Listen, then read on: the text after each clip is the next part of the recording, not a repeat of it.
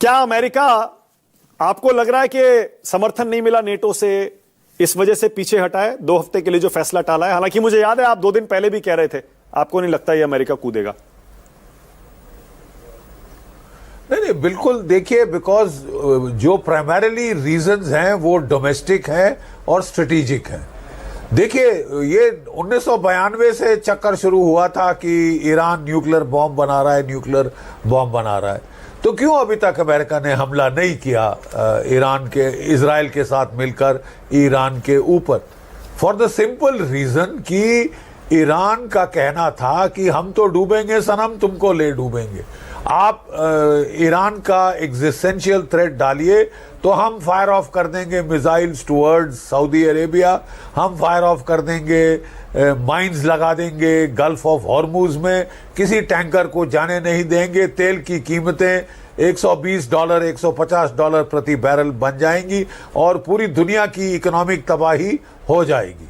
मतलब by holding gun to its head Iran ने अभी तक दुनिया को डिटर करके रखा था। अमेरिका के अंदर डोमेस्टिक मागा लॉबी है जिसको डोनाल्ड ट्रंप ने साफ एश्योरेंस दिया था कि और राष्ट्रपतियों जैसे मैं जो है मैं लड़ाइयां नहीं शुरू करूंगा, I will not drag America into unnecessary Wars, और खासकर ऐसी वॉर जिनका कोई अंत ना दिखाई दे। बीच में बातचीत हुई कि साहब शायद हमको बूट्स ऑन द ग्राउंड्स ना डालने पड़े, हम केवल फौदरॉ की फैसिलिटी को अटैक करके हम शायद इजराइल की मदद कर सकें अगेंस्ट ईरान। लेकिन वो भी कोई गारंटी नहीं कि आप फौदरॉ को ठोक दें, उस पर लगा दें अपने massive ordnance penetrator bunker buster bomb, तब भी क्या फौदरॉ बर्बाद हो पाएगा? और अगर हो भी जाता है तो क्या आप आगे की कॉन्सिक्वेंसेस के लिए तैयार हैं? ये सब सोच के उन्होंने पोस्चरिंग बहुत अच्छी करी। उनके Nimitz aircraft battle group, carrier battle group वहाँ पे है, 3 कैरियर बैटल ग्रुप्स उधर पे लगे हुए हैं। वो एजीज क्लास डिस्ट्रॉयर ईरान के मिसाइल शूट डाउन करने में मदद कर रहे हैं, और काफ़ी उन्होंने जो है जो इंटेलिजेंस के तौर पे बहुत मदद की है अपने एलिंट एयरक्राफ्ट से, अपने एवैक से, अपने प्रीडेटर ड्रोन से। लेकिन इसके आगे मुझे नहीं लगता कि अमेरिका फिलहाल जाएगा। दूसरा, रूस की तरफ से चेतावनी आई है। रूस ने कहा है कि अगर आपने जो अराक न्यूक्लियर रिएक्टर है उस पर हमले किए तो याद रखें कि हमारे भी टेक्नीशियंस वहां काम कर रहे हैं, वो सिविल न्यूक्लियर रिएक्टर है, और आप चेरनोबिल बना देंगे अगर आप वहां पे बॉम्बिंग करते हैं। आप ईरान की जनता जनार्दन के ऊपर बहुत जो है कहर ढाएंगे, और वो कह रहे हैं कि हमें रेजीम चेंज एक्सेप्टेबल नहीं है।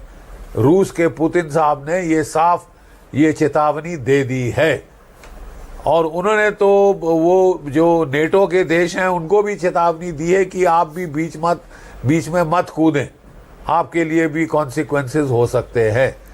चीन अभी तक बिल्कुल चुप्पी साध के बैठा है, लेकिन सबसे ज्यादा नुकसान चीन का है। मैक्सिमम तेल, सस्ता तेल जो खरीद रहा है चीन ईरान से खरीद रहा है, और अगर यहाँ पे खाड़ी बंद होती है, गल्फ ऑफ हॉर्मुज बंद होती है, माइन होती है, सबसे बड़ा नुकसान चीन का है। तो इसलिए चीन का भी किसी हद तक इसमें एक स्टेक है। उसने 3 कोई जहाज भेजे हैं विद सम मिलिट्री इक्विपमेंट, क्या है अभी तक पता नहीं चला है। अच्छा, बट जनरल बख्शी, छोटे मोटे टोकन हेल्प। जनरल बख्शी, अगर ईरान और इजराइल की जंग रही तो आपको लगता है ईरान इजराइल को हरा सकता है, गिव अप करने पे मजबूर कर सकता है, या इसका रिजल्ट तय है, इजराइल ही जीतेगा?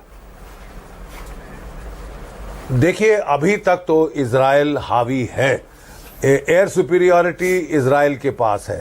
पहले दिन उसने 200 एयरक्राफ्ट सॉर्टीज भेजी थी, अगले दिन 100, फिर 70, और अब वो 50 प्रतिदिन, लेकिन वो ठोके जा रहा है। प्रॉब्लम है कि जैसे आपने रिकाउंट किया था स्टार्ट में, उसके जो मिसाइल इंटरसेप्टर हैं वो लिमिटेड नंबर्स में हैं, कब तक वो फायर करता रहेगा?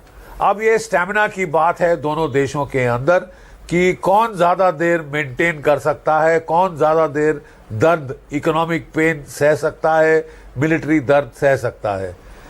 इस दर्द सहने के मामले में मैं ईरान को थोड़ा आगे रखूंगा, क्योंकि 8 साल उन्होंने झेल लिया था जब इराक के साथ युद्ध हुआ था।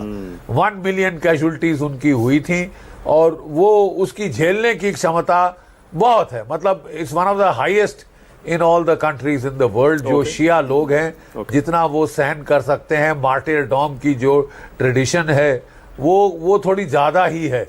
और इवन जो लूजिंग वॉर्स हैं उसको भी वो 8 साल सस्टेन कर दिया था उन्होंने इराक के बरखिलाफ। इराक और ईरान, इजराइल में बहुत फर्क है। इजराइल की ताकत बहुत ज्यादा है, लेकिन इजराइल की फाइनल ताकत है अमेरिका।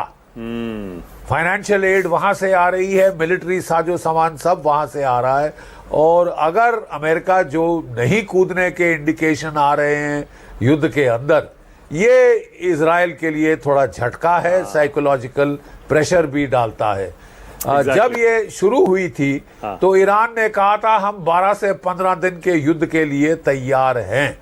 अभी तो केवल 8-9 दिन ही हुए हैं, तो वो 1 हफ्ता तो दोनों साइड मेरे ख्याल और खींच दें तो कोई बड़ी बात मुझे तो नहीं, हैरानी नहीं होगी। ऑल राइट, लेकिन उसके बाद प्रेशर ज्यादा आएगा। जी, ओके।